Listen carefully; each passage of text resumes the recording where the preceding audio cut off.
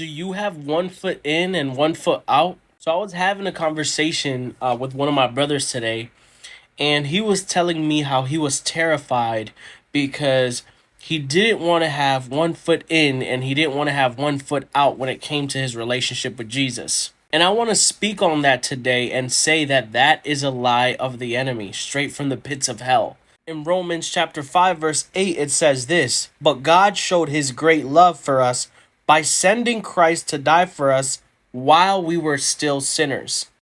So if Christ gave his life while we were still sinners, then surely Christ is going to understand the process behind giving our hearts completely to him. Ultimately, it is a process. Jesus understands that it's going to take time for us, for our hearts to change, for our minds to change.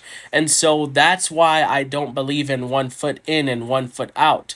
Because you have to have that one foot in order for him to be able to pull that second foot in. The bottom line is that God is a loving God. He's forgiving and he's kind, and he's going to understand your transition. He's not going to expect you to stop drinking overnight. He's not going to expect you to stop smoking overnight. He's not going to expect you to stop laying with women overnight. To respect the Lord is to be completely vulnerable to the Lord, saying, "God, here I am as I am. Please accept me as I slowly change my heart to love you, to obey you." See, God would rather have you with one foot in and one foot out than no foots in at all. We come to God as we are, broken and in pieces. So when he starts putting us together, there's no one that we can give the glory and credit to except for God. So for those people who truly feel like they have one foot in and one foot out, my advice is this: keep seeking Jesus,